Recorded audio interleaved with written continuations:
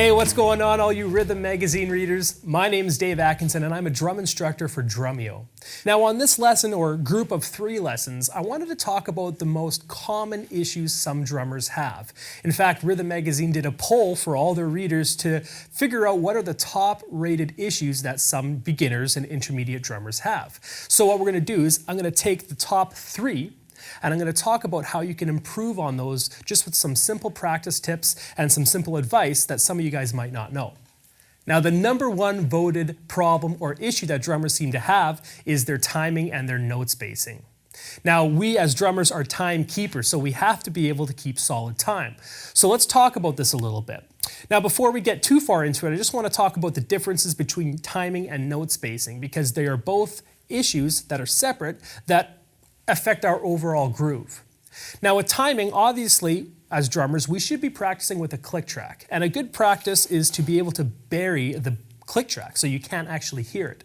And what that means is when you're playing on time, you're playing those quarter notes on your bass drum or your hi-hat or whatever absolutely perfect. So you're right on the click so you actually can't even hear the click. That's what people call burying the click track. And this is something that you can do with anything. You can practice just putting on a simple 90 beat per minute click track or even 60 beat per minute click track and try and play on so well that you can barely hear the click track itself. I'll give you an example. Let's throw on 90 beats per minute.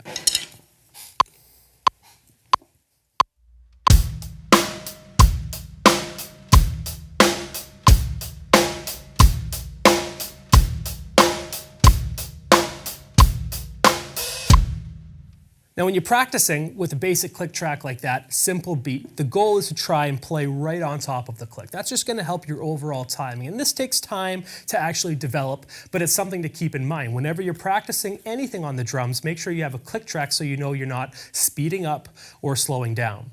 And a lot of drummers, they'll speed up and they'll slow down when the energy level increases or when they're playing a fill.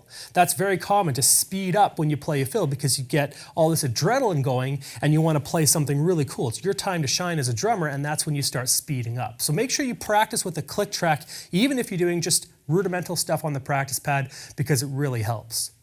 Now, another issue with timing, take the click track away and talk about timing within yourself as a drummer. You don't want to be flamming your notes when you're playing. And what I mean by that is when you're playing your snare and your hi-hat at the same time, you want to make sure they're actually playing at the same time.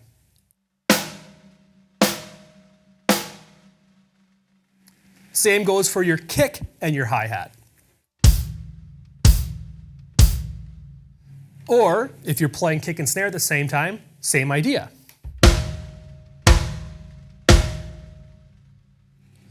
A drummer will sound off time and his groove will sound inconsistent if you're flamming your notes together. So you really want to make sure your accuracy is there and you're not playing something that sounds like this.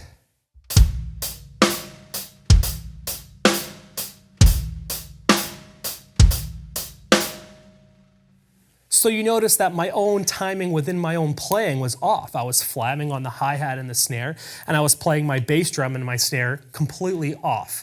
And that's going to throw your whole groove off and your timing. So what you can do to practice this is try playing your notes in unison. Try using 2 hands on the tom and the hi-hat and try and get them to sound like one note and not 2.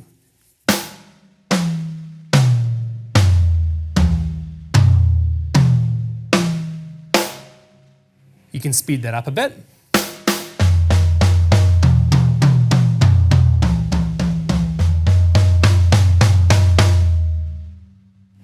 You can do the same thing with your kick and your hi-hat, because this is another area where you seem to flam when you're not practiced enough. Something like this.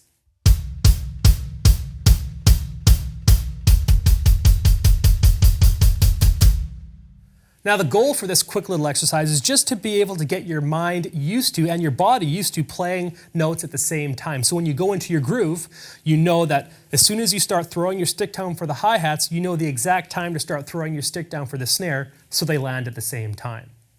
So that's another big key issue with timing that some drummers don't even think about. They just play the groove, and as long as they end up on the 1 count of the next bar or they finish their fill on time, they think that their timing is great. But that's not always the case. Now let's talk about note spacing. This is another real key issue. Note spacing basically talks about the amount of space you have between each note. It's pretty simple. But if I'm playing an eighth note pattern on the hi-hat, I gotta make sure that those eighth notes are consistent and those eighth notes are falling in the right spot, like this.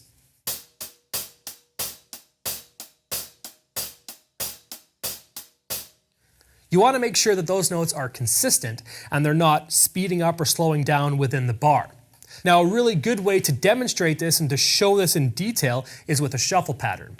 Now, I've seen many drummers play a shuffle pattern that is technically correct. You are playing a shuffling pattern, but the note spacing is so inconsistent or incorrect that it doesn't groove. And this is going to take your overall timing out the window. So what I mean by that is a shuffle pattern, when you break it down, is simply just this.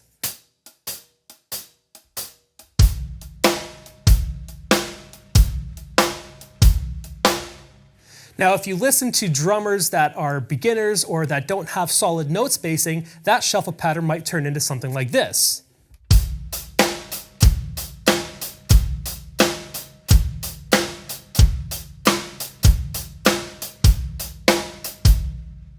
Now, obviously, I'm exaggerating it, but you can hear how just by not spacing those notes out correctly, your overall timing goes out the window, and all of a sudden it doesn't sound like a good grooving shuffle pattern. So really focus on that. Make sure that amongst everything else you're doing on the drum set, that your note spacing is there. And it matters with fills, it matters with grooves, it matters with everything. But like I said, with the shuffle pattern, you can really hear it. And a good practice for this would be to record yourself. If you have any means of filming, or even with your iPhone, just do an audio recording so you can go back and listen to the groove you played so you can be your own critique.